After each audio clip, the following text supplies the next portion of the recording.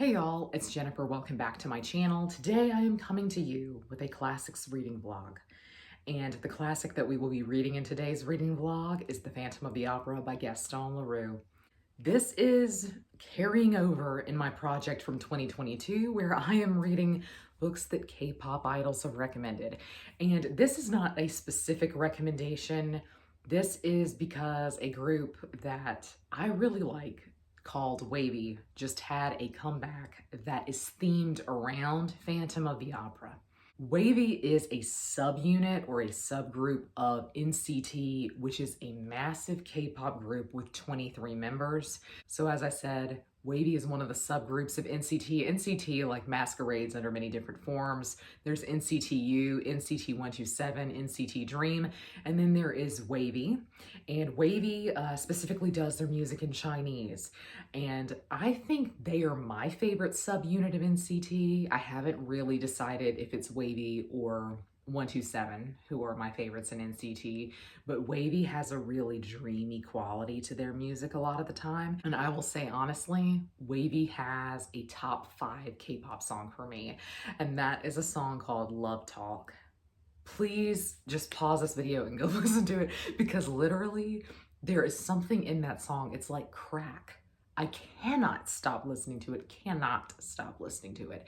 It is one of the best songs I've ever heard, and it's truly one of the best K-pop songs I've ever heard. Wavy has a very retro vibe, let's say. I know comparatively, like from the outside looking in, you probably assume that most groups in K-pop are boy bands, and I guess that's true, but to me, Wavy actually has a late 90s, early 2000s boy band sound in terms of how they harmonize.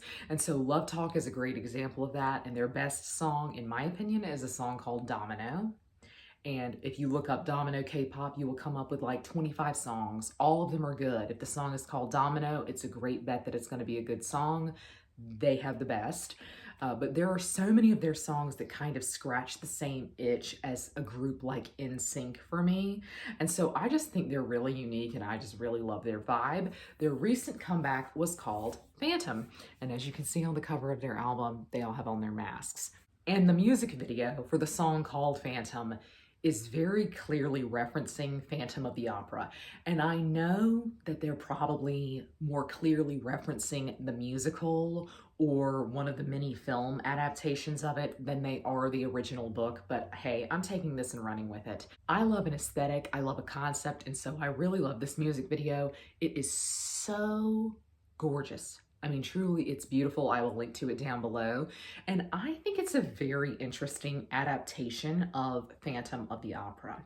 So if you know nothing about Phantom of the Opera, you've probably at least heard of the very long-running Broadway show, but that was based on a Gothic novel of the early 20th century that was written by Gaston Leroux. So it is a French novel, and it is in many ways just a detective novel or a mystery novel.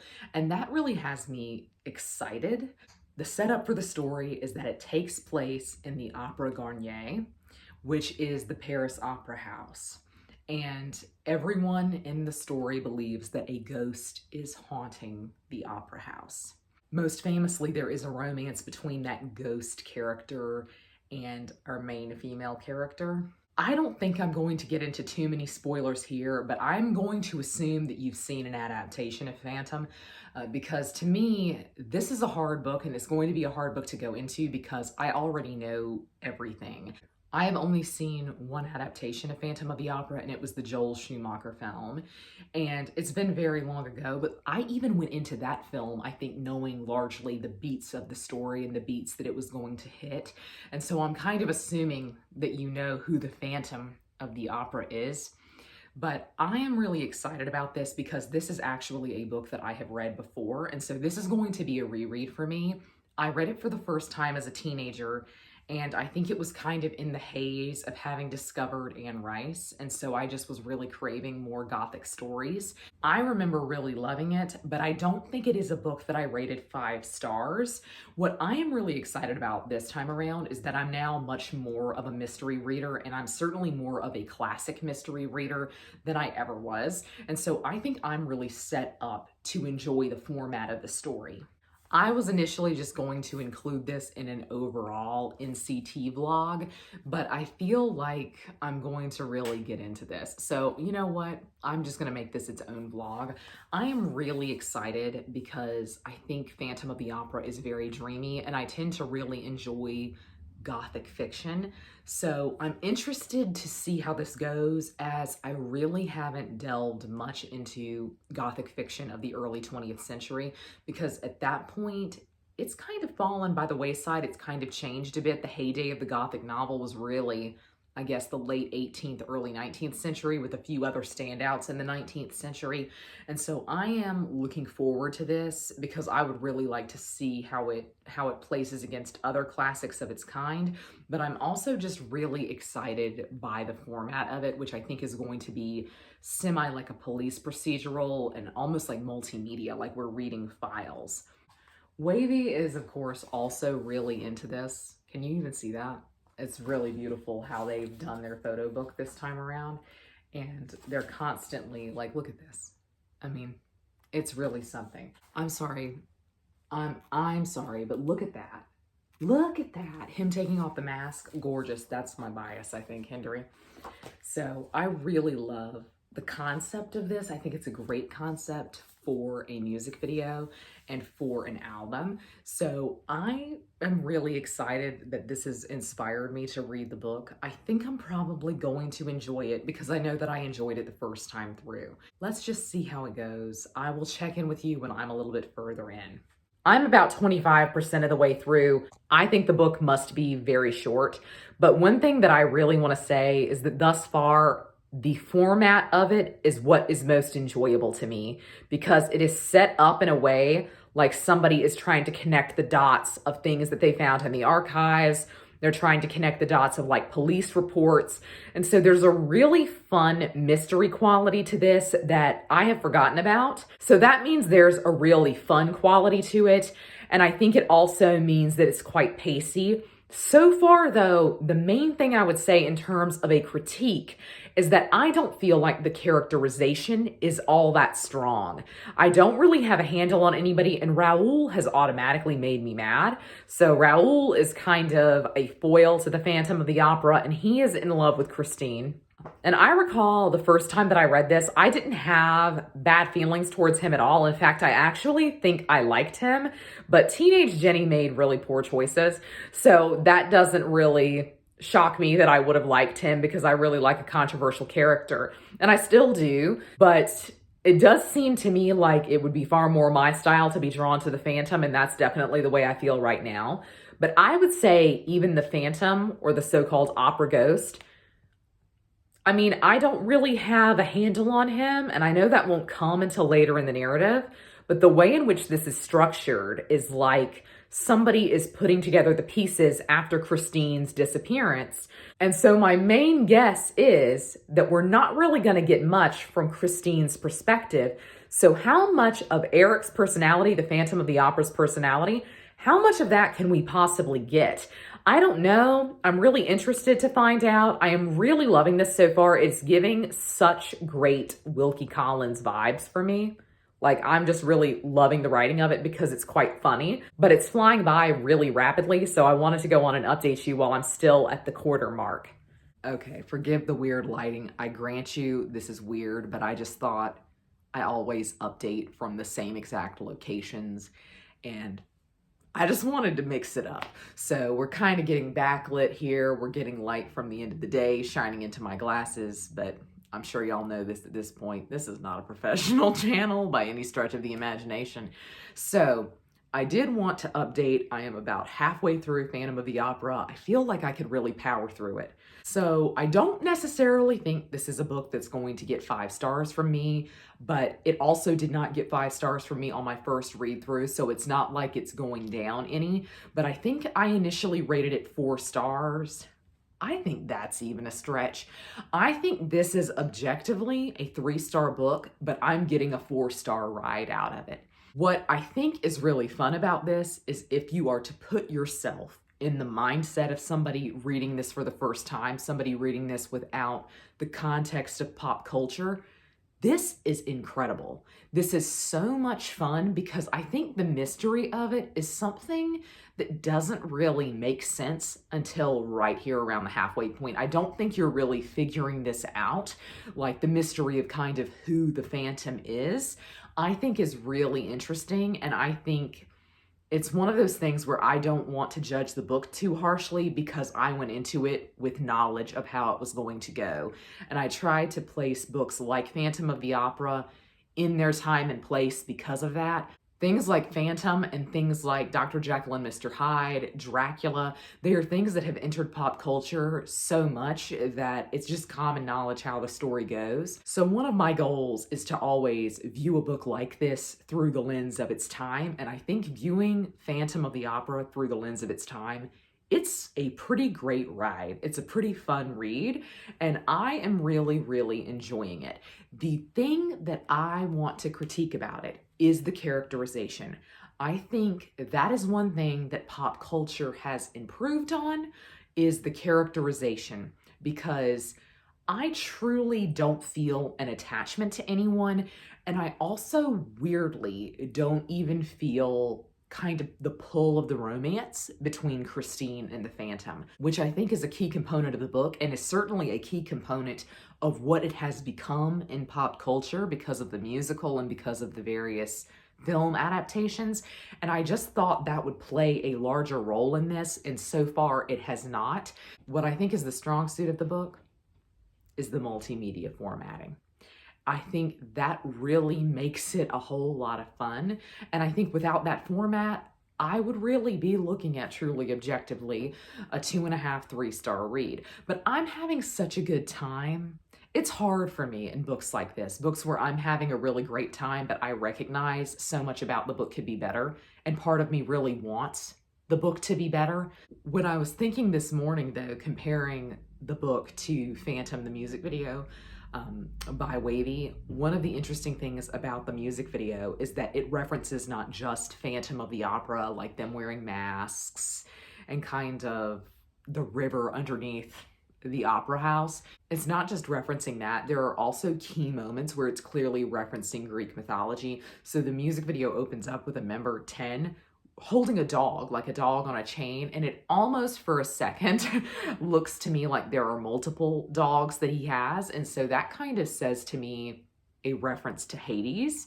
And then there is a set piece with a boat in the fog, which is of course giving the river and the Undercroft kind of the opera house, but it's also giving the river Styx, if I'm honest. And so I think that's interesting that the music video is commenting also on kind of a Hades and Persephone type element. And clearly, I would say Phantom of the Opera is also interacting with that story and interacting with that myth specifically. And so I think it's really interesting the adaptation that the music video is. And of course, the music video is paying more homage, I would think, to the musical than it is to the book. But I think it's really interesting just thematically how things are, because I was reading about Phantom of the Opera and I was thinking about it, commenting on that myth because of the music video. And one of the things that it says Phantom of the Opera is in direct conversation with is Beauty and the Beast, which was really popular in the 18th and 19th century in France. It's really directly having a conversation with that. And I love that idea so much because Beauty and the Beast is my favorite fairy tale, and it's my favorite one to see retold. And thus, I think it's the reason why I automatically latched on to Phantom of the Opera as a teenager. It's really, really good. I mean, it's just a whole lot of fun. I do just want so much more out of it than what it's giving me. So I definitely think I'll finish this very soon, and I will update you and let you know how it goes. Update time on Phantom of the Opera. I really just want to come on to say that I understand teenage Jenny. I understand why she latched on to Raoul, because at this point to me, Raoul is really the only character whose motivations are clear to me in any way. I feel like he is the only character who I understand. Whether what he is doing is good or bad, I mean, you know, that's up for debate. But I do understand him in a way that I don't understand the other characters. And I think it's strange in many ways that Raoul has kind of functioned as the main character of this book. I think on the whole, my biggest grievance with this book has been the characterization. This is just a very plot heavy book. And so it's not really a book that I think I would recommend to most classics readers, because I think classics readers are really wanting something with beautiful language and with a lot of really great characterization. And weirdly enough, for a classic of this time period, it's just very fast moving for me. And I personally like that. I think the format has got to be the strongest point of it, but the characterization is easily the thing that I have the most complaints about. I think it's particularly true of Christine, weirdly enough. Christine is so naive that she's actually irritating to read about. And that's why I think, weirdly enough, Raoul is in many ways the most sympathetic character, because he is working with the most information compared to the other characters. He is the only person using common sense. Everyone else is saying, oh, this is a ghost. Christine is saying, this is the angel of music. I mean, this is a person that comes down out of heaven at night to talk to me exclusively. And Raoul is the only person who is sitting here saying, I think it's a man. Like, I think it's a dude creeping on you. And he is the only person who thinks this is actually a human being doing any of this. And so part of me has to sympathize with Raoul because he is the only one using common sense. I do have to sympathize with Christine because they have said that her upbringing is so strange. So it really kind of made her naive, and it makes her believe that this is something conceivable based on the way that she has been raised. So maybe that's not all her, but she basically has very little characterization. And I just really thought, based on my knowledge of the musical, a film adaptation of the musical, I've never seen the musical, but Christine really seems like the main character and really seems like the most dynamic person. And I would say also Carlotta in the musical seems like one of the more dynamic characters. Whereas here in the book, I would have to say that I think the female characters have been written pretty poorly. And so that is one big grievance that I have with the book, is the characterization. But I just think the format of it, the way that it's set up, makes it so much fun to read. And I think if I am viewing this specifically as a mystery novel, then it's great fun. It's a wild ride. It's really enjoyable. But thinking about other classic novels and other Gothic classic novels, this just doesn't have the same decadence that I really expect, and nor does it have the same level of characterization. And so I do think on reread, this one is falling a little bit for me. I think what's interesting about Phantom is what it has become in popular culture. And I think by default, that means that the original text is not going to have as much going for it, because we are going into this with knowledge of how the book is going to end. And we are going into it with preconceived notions also of what the characters are. And so I think people who are really big fans of the musical probably imprint their love of the musical and of the characters in the musical. They probably imprint that on the characters of this book, even though I would say, objectively speaking, this book is not great in terms of characterization at all. I think they are very stock characters, and this is at its heart really just like a police procedural. And so that is probably why I don't feel like the characters are getting enough attention, but it's also very short, and I kind of wonder if I would feel more positively towards this if it were a little bit longer. The next time that I check in with you will definitely be when I have finished it. That's going to happen tonight. I am going to sit down and I am going to finish this, and we will close the door on it. This has been a roller coaster ride, because on the one hand, I have to say I'm really having fun.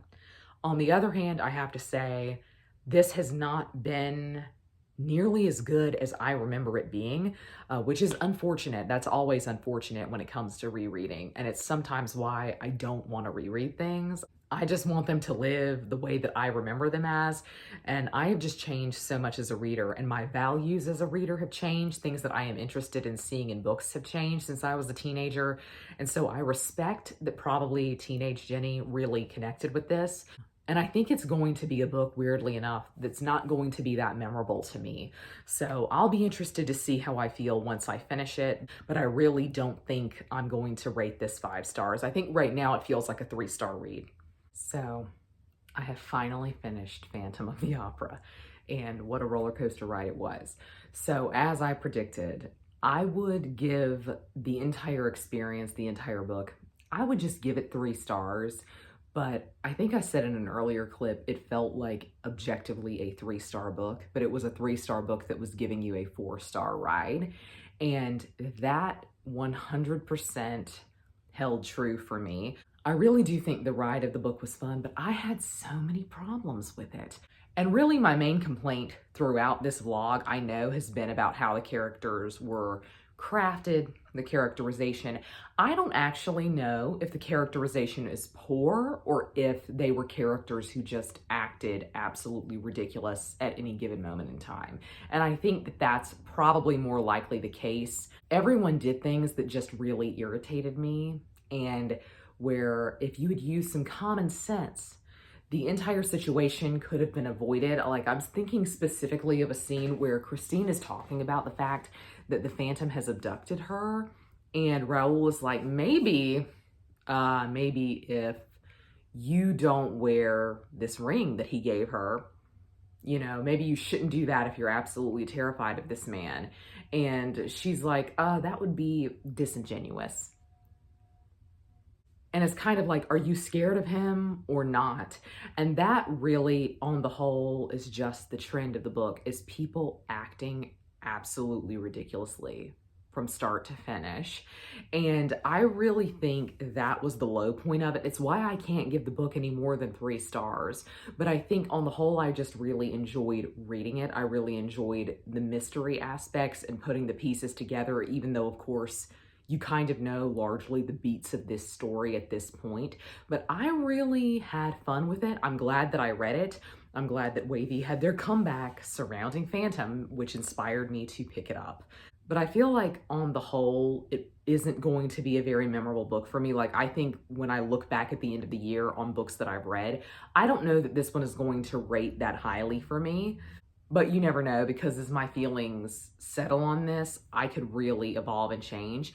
But I am curious to see how my feelings settle, because right now I feel kind of mixed about it. I enjoyed the writing and I enjoyed the overall plot, but I had no attachment whatsoever to any of the characters. And I feel like that's key in a story like this, and particularly just in general in a Gothic novel. But I enjoyed reading it and I really enjoyed vlogging it, so I had a lot of thoughts. I'm glad that I vlogged it. It was a fun and interesting read, and it really does make me want to go back and reread other Gothic novels that I have really enjoyed in the past, just to see how they compare. But this was my Phantom of the Opera reading vlog. I would love to know down below if you have read this, how you feel about it, how you feel about the musical, how you feel about Wavy. Talk to me about Wavy in the comments. But that's going to be all for me today. I hope you're all having a great week. Happy reading. Goodbye.